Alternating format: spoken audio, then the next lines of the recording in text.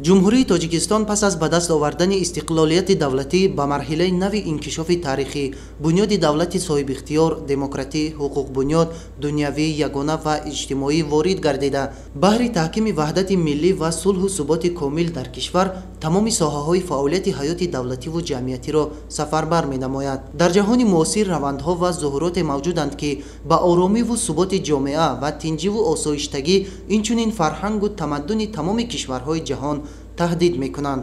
аз чунин зуҳуроти номатлуб, ки хатари минтақавию байналмилалиро ба бор оварда дар ҳама минтақаҳои олам тамоюли паҳншавиро дорад, терроризм ва экстремизм ба ҳисоб меравад. чунин падидаҳои ҷойдошта дар замони муосир симои навро ба худ гирифта, моҳияти онҳо шакли муташаккилтару мураккаби зоҳиршавиро пайдо карда, бо истифода аз технологияи муосир, ки бо суръат рушд намуда истодааст, тарзу усулҳои нави истифодабариро ба худ касб мекунанд. имрӯзҳо аксар ҷомеаҳо ва аксар гурӯҳҳо дар худ ниқобҳои навро ба бар намуда дар либосҳои ранга баромад мекунанд ва ҳадафу мақсадҳои тамоми гурӯҳҳое ки зуҳуротҳои номатлубро амалӣ мекунанд, ин сарнагун намудан ва фалаҷ гардондани ҷомеаи башарӣ мебошад. аз ин хотир давлатҳо зарур аст ки дар самти ҳимояи манфиатҳои худ бояд ки аз механизмҳои муассир ва замонавӣ истифода намоянд.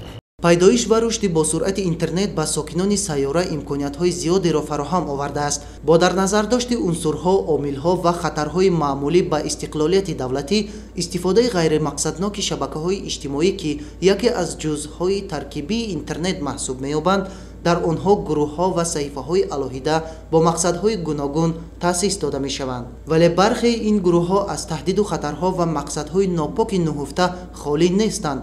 маъмулист, ки бархе аз ин гурӯҳҳо бо номҳои ғайриаслӣ созмон дода мешаванд ва иттилооти бар дуруғу иғвогарона паҳн мекунанд.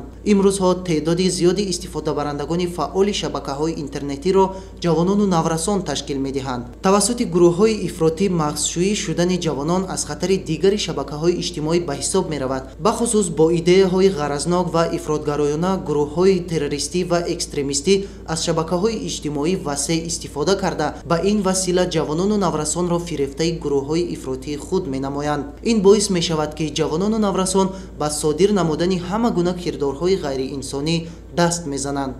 қобилияти таҳлилнамоии ҷавонон имкон фароҳам меорад, ки маълумотҳои бардуруғ, маълумотҳои ифротие, ки дар расонаҳои иттилоотӣ паҳн мегардад, аз ҷониби ҷавонон сари вақт таҳлил ва назарсанҷӣ карда шавад ва бо роҳнамоии масъулини соҳа истифода карда шавад. масъалаи дигари нигаронкунанда дар самти шомилшавии ҷавонон дар самти гурӯҳҳои ифротӣ ва гурӯҳҳои террористӣ экстремистӣ дар он зоҳир мегардад, ки мутаассифона баъзе аз ҷавонон моҳияти сиёсати давлатӣ, моҳияти шарту шароите, ки имрӯз ҳукумати кишвар барои онҳо фароҳам овардааст, онро дарк намекунанд.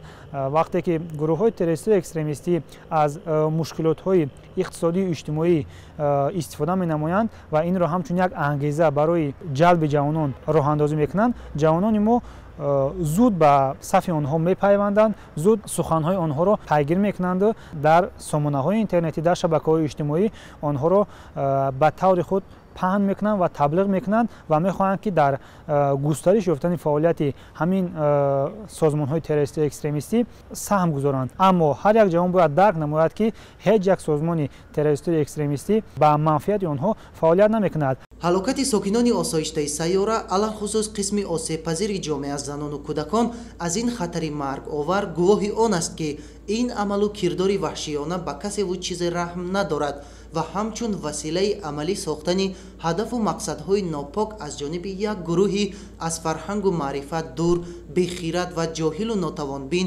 истифода мегардад. ҳаракатҳои террористӣ дар миқёси олам гуногун буда, барои халалдор сохтани амнияти ҷамъиятӣ ва суст намудани пояҳои ҳокимияти давлатӣ равона гардида, дар байни аҳолӣ ҳиссиёти тарс, оҷизиро ба вуҷуд меоранд, ки на ба манфиати башарият ва на ба манфиати халқҳои дунёст. ҷумҳурии Тоҷикистон аз рӯзҳои аввали ба даст овардани истиқлолияти давлатӣ дар радифи дигар кишварҳои ҷаҳон бо ин зуҳуроти номатлуб мубориза бурда, талош менамояд, то аз паёмади ногувори ин амалҳо ҷилавгирӣ карда шавад. вобаста ба ин ва баҳри татбиқи сиёсати давлатӣ дар ин самт, аз ҷониби ҳукумати мамлакат як қатор санадҳои меъёрии ҳуқуқӣ ва зерқонунӣ қабул ва мавриди амал қарор дода шуданд, ки бо мақсади таъмини ҳифзи амнияти шаҳрвандон ва меҳмонон аз таҳдиди терроризму экстремизм, инчунин рафъи оқибатҳои ҷиноятҳои дорои хусусияти террористӣ ва экстремистӣ дошта равона гардидаанд.